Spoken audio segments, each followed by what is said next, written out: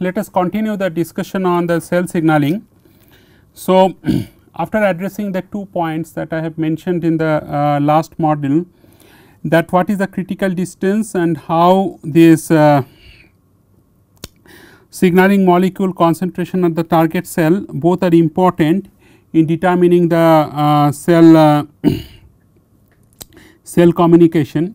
Now, the next step, once these 2 questions are addressed, the next step of understanding would be how cell surface receptors would be linked or would be tagged or would be hooked to signaling molecules. Now, there are 2 type of signaling molecules that has been shown in this particular slide. One is the the hydrophilic signaling molecule, and another one is that small hydrophobic signal molecule. If there is small hydrophobic signal molecule, first of all because of their hydrophobic nature, and secondly because of their small sizes, they can be internalized directly into the target cell. So, this is your target cell here. So, this is your target cell T. So, this is your signaling molecule that we are talking about, this is small hydrophobic. So, because of these 2 reasons, they can be transported, they can be internalized into the target cell rather very easily. And again through the nuclear pore complex, if you remember here in the nuclear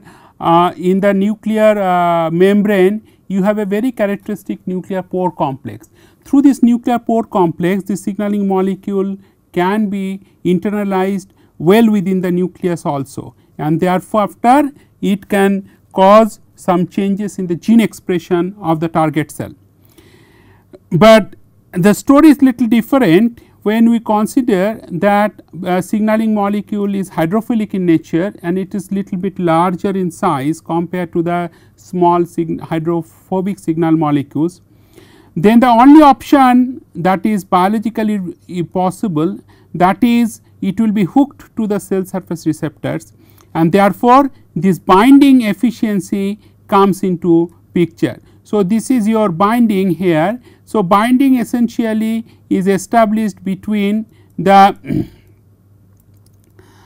hydrophilic signal molecule and the cell surface receptors.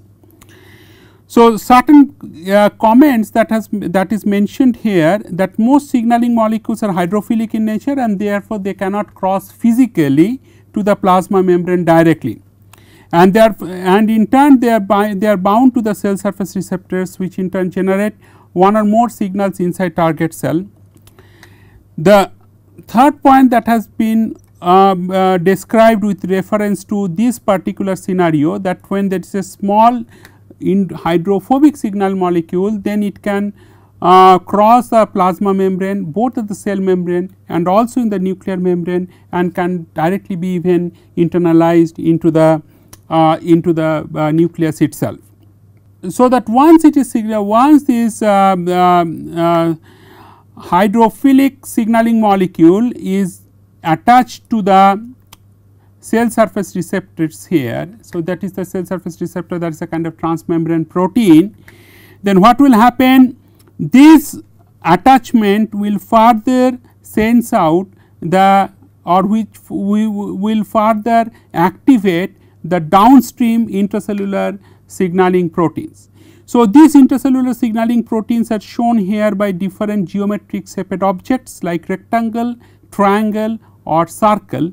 So, essentially these different shape indicates that these proteins, that intracellular signaling proteins will have either different chemistry or different conformations, that is within the cytoplasm of the cell.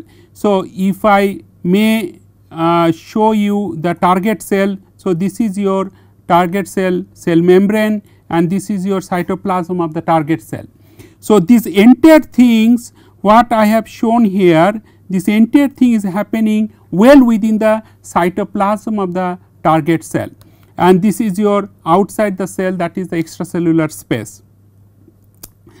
So, some of the comments that I may like to make here, that the receptor ligand complex, once it is internalized, So, signaling molecules then dissociates from receptor and receptor recycle to cell membrane. A typical time constant for internalization of the signaling molecules is of the order of 15 to 30 minutes. What it means is that, so once this biological process gets activated, you have to know that what is the time scale over which these intercellular signaling proteins are activated, and this time constant is somewhere between 15 to 30 minutes.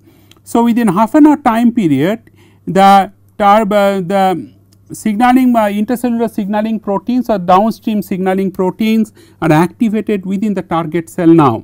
So, this is your target cell. Now, if the signal transduction process has to activate or has to cause certain gene expression changes, that means this has to enter the nucleus of the cell. So, suppose this is your nucleus and this is your nuclear membrane, and there you have a nuclear pore complex is nuclear pore complex is present. So, that means this one of the signaling proteins have to now travel through the nuclear pore complex to well within the nucleus, so that these gene regulatory proteins are now activated, and the end result or the end point objective or end point result is that this leads to altering of the gene expression. So, now from the basic description of this process you can see, now if gene expression has to take place, then 15 to 30 minutes time scale is too small. So, this entire process up to the intercellular signaling proteins to activated and up to the gene expression will take few hours to few days. So, therefore, normally cell differentiation assays or cell differentiation process takes place from few days to few weeks timeline, whereas simple metabolic activity or cytoskeletal reorganization can take place from minutes to hours or maximum to a few days in time. So, certainly if any alteration of certain metabolic activity or to the cytoskeletal reorganization has to take place within the target cell, that takes place in a much shorter time frame than gene expression if the cell signaling has to activate or has to lead to the gene expression changes. So, this is mentioned here in this particular slide. Other things that has been mentioned here, 10,000 to 70,000 growth factor molecules need to be internalized to stimulate the cell division process. So, that means somewhere around 10 to the power 4 number of molecules are to be internalized, so that cell division processes has to be activated in the target cell. Okay. What are the more specific details of the cell signaling proteins that has been summarized in this particular slide? So, what you see here, it is a very complex signaling processes that has been shown here, and it in fact it is a very busy slide. So, let me spend some time to explain to you in a little bit briefly here. So, what you see here, that you have a extracellular signaling molecule and you have a cell surface receptor proteins in a target cell. Okay. This is your target cell. Now, once this, so that moment that extracellular signal molecule get attached to the receptor protein, the switch is on. It is like you put your switch on in your home, so that light is on. So, similar analogy you can bring in here to understand this cell signaling process in a much more better manner. So, I repeat that the moment the extracellular signal molecule which is being transported from some far away from the source cell to the target cell here. Now, if the moment that extracellular signaling molecule gets hooked to the transmembrane or receptor protein of a target cell, this target protein will be now switched on, and not only this target protein will be activated, but this entire signaling pathways would be slowly switched on or would slowly be activated. And as a result, the signal transduction processes will start taking place within the target cell, and as part of the signal transduction processes, a number of downstream signaling proteins like relay protein, like adapter proteins, which are shown with different geometric object here, that would be now activated. So, the arrow essentially indicates, this kind of downstream arrows essentially indicate that sequentially one by one these signaling proteins are now slowly gets activated. This slide also mentions something called scaffold protein. So, scaffold protein essentially houses more than 2-3 different types of proteins, which are essentially relay protein or adapter protein, and this relay protein adapter proteins take active part in the cellular internalization of the signaling processes, which essentially convey certain information or certain communication communication from the source cell to the target cell. Now, there is also certain other proteins which are present in the cell within the cytoplasm also. It is like bifurcation protein. Bifurcation protein means the protein which will convey or which will channelize in two different ways from the adapter protein itself. And the other types of proteins which take active role in the cell signaling processes are called amplifier or transducer protein. The name amplifier suggests definitely certain signaling molecule concentration will now be amplified. What it means is that this large signaling molecule will activate very small intracellular mediator proteins, and you can see from the basic physical size of these small intracellular mediator proteins that a large number of intracellular mediator proteins can be integrated to activate what is known as the integrator protein. So, the role of integrator protein is to integrate all the information or all the signal intensity in the form of a anchoring protein now, and this anchoring protein will be hooked to a modulator protein, and if the gene expression is to be altered, then finally the messenger protein will activate certain target protein well within the nucleus, and this target protein essentially will activate what is known as the transcription process in the nucleus itself. So, the transcription process essentially defined is that transformation from DNA to RNA within the nucleus itself, and ultimately that once this RNA forms, again RNA is getting out of the cells through the nuclear pore complex, and outside the cell nucleus in a eukaryotic cell, RNA can again transforms to protein. So, what is known as the translation process. So, this entire transcription and translation process, and many times reverse transcription process, like it goes from RNA to DNA, all these processes are being activated once the appropriate signal transduction mechanism is activated well within the target cell. So, from this previous description, it should be clear to you that speed of a response to an extracellular signal depends not only on the signal delivery, mechanism, but also on the nature of target cell response. So, that means that if a target cell responds to the external signal much faster, then all these processes what I have mentioned like 15 to 30 minutes can be even little shorter also. So, the two things that is important, that how target cell is receptive or is sensitive to a particular signaling molecule that it receives from a source cell, and therefore, what kind of downstream signaling proteins are activated and to what kind of complex communication network is also being activated downstream in the cytoplasm. So, that ultimately results in what is the time scale or what is the response time scale of the target cell itself. If a target cell response requires only changes in the already existing proteins in the target cell, then it can occur seconds or milliseconds, and when the response involves gene delivery, gene expression or synthesis of new proteins, then it usually occurs hours irrespective of the signal delivery mode. These are the different proteins I have mentioned in the last slide, and in each proteins actually they have some specific role to play.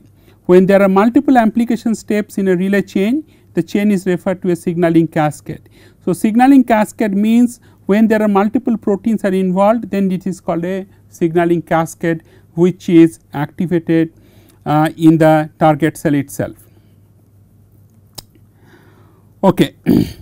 So, detection, transmission. So, detection means what is the so detection means that what is the specificity or what is the sensitivity of a target cell to a specific signaling molecule. So, what is the specificity of this target cell, that it will sense this specific signal molecule which is which has been diffused from the source cell at the target cell surface. The second thing is the transmission. Now, how the signal transmission takes place, how the signal transmission takes place within the target cell once the cell surface receptor protein is activated or is switched on.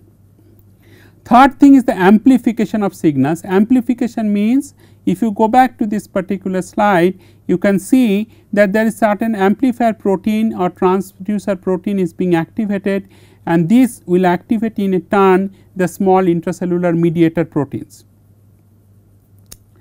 So, this signal transduction network therefore can be represented as a components of a complex interconnected circuit. And what is the elements of the circuit? Like if you are electrical engineering, you know that there is resistance, capacitance, inductance, these are like different components of electrical circuits.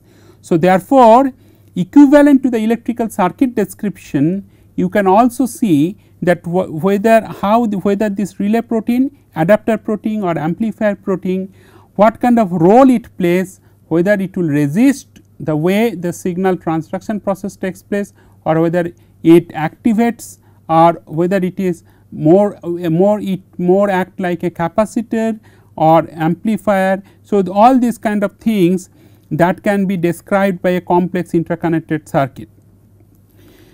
The other things that is important that I will explain to you next slide is that cellular behavior like cell survival, proliferation generally stimulated by a specific combination of extracellular signals rather than by a single signal. Let me substantiate this statement in the next slide.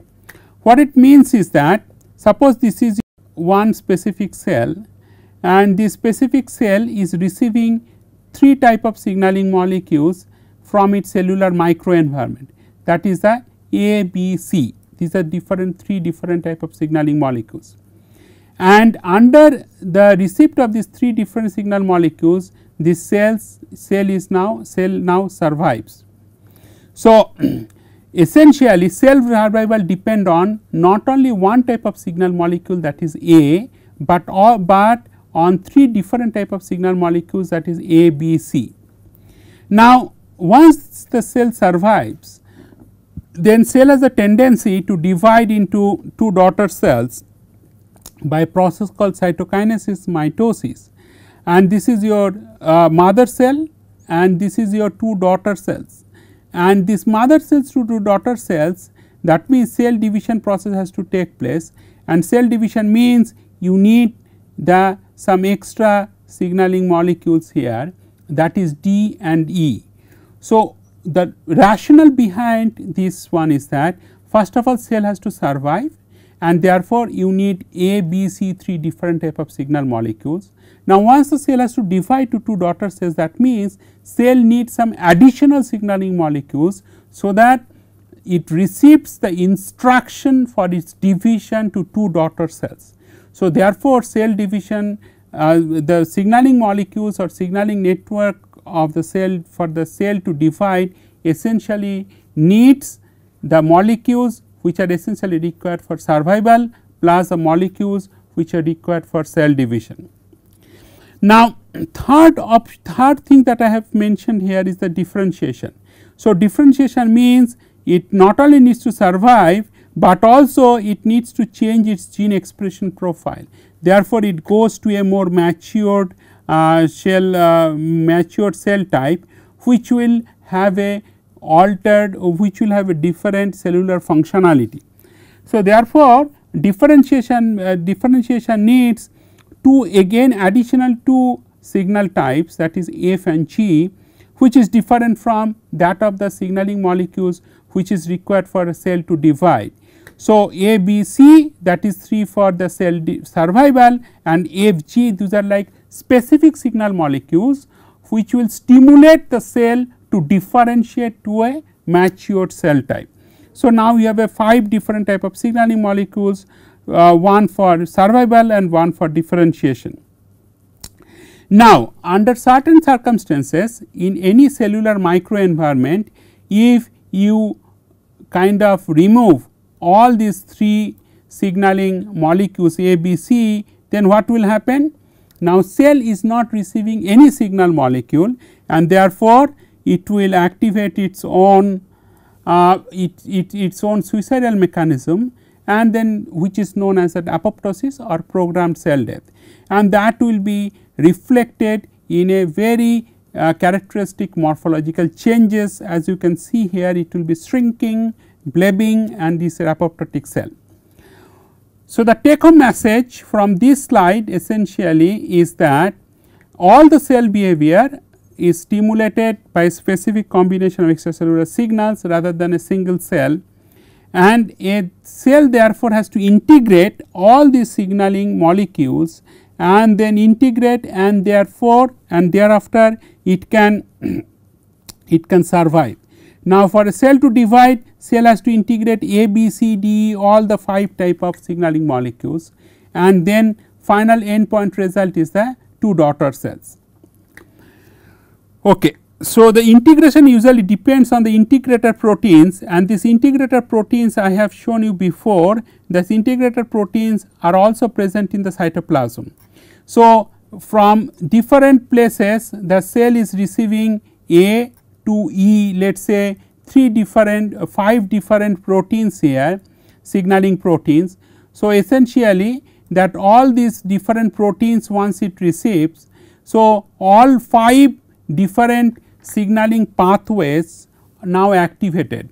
Now, A, B, C, D, E, all 5 signaling pathways now finally should be linked to a integrator protein, which will integrate all the information and then finally will give the cell the required instructions for its division process to activate. And they require multiple signal inputs to produce an output, and that causes the desired biological effect. So,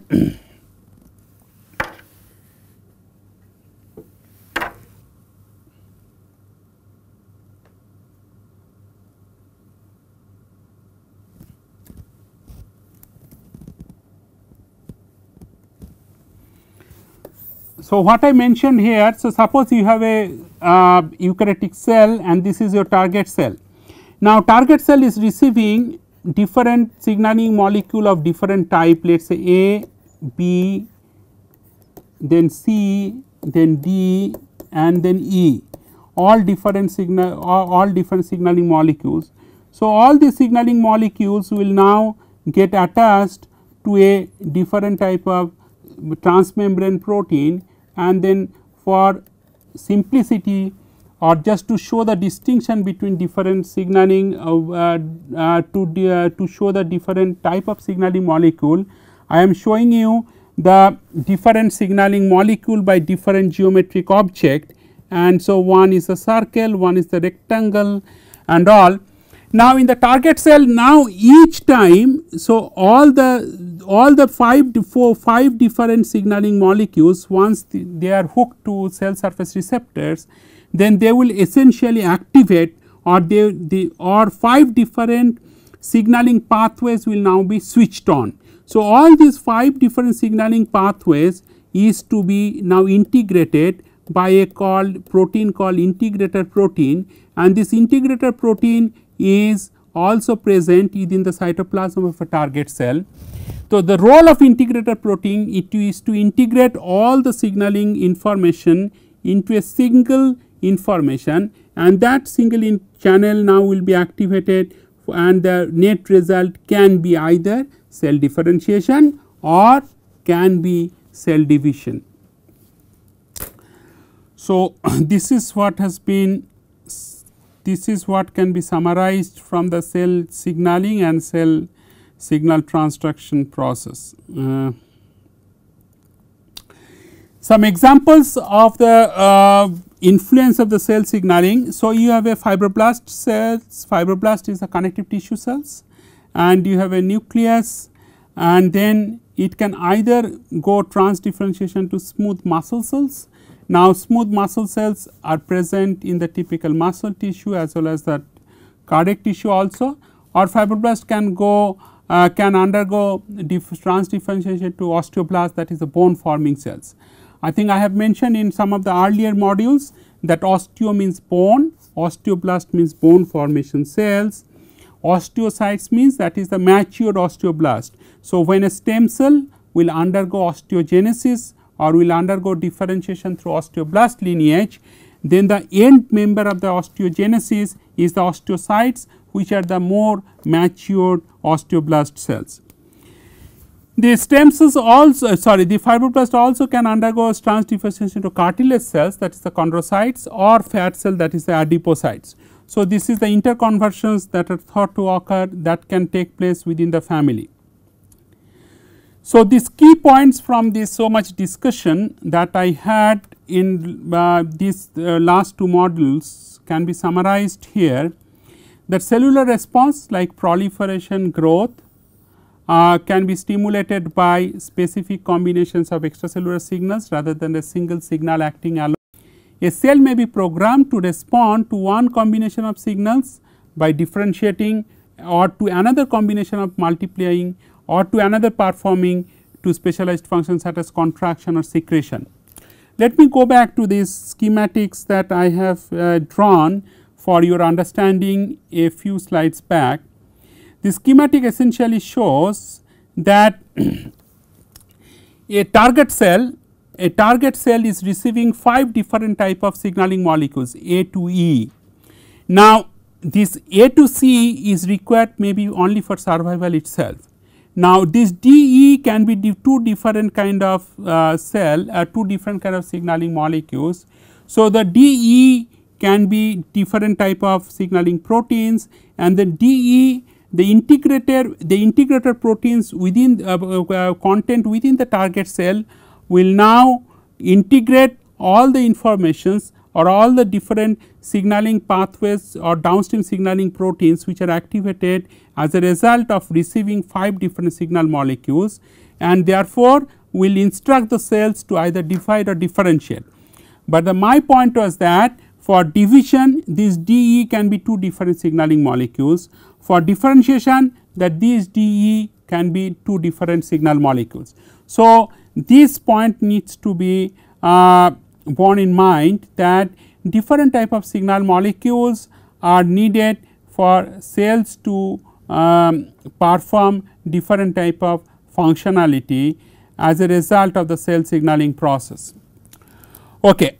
Most of the cells in a complex signaling environment are programmed to depend on a specific combination of signals simply to survive, and when deprived of the survival related signals, a cell activates suicidal program and kills itself, a process called as a programmed cell death or apoptosis.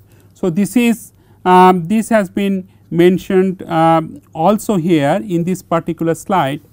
So, I reiterate my earlier statement that a given cell has to receive the 3 different signals A, B, C.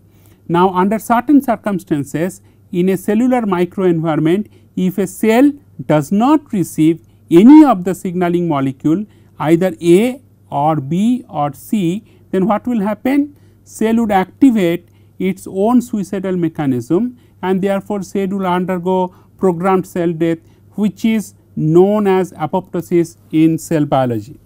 So, I think I stop here, and the next module I think I will start with the cell fate processes.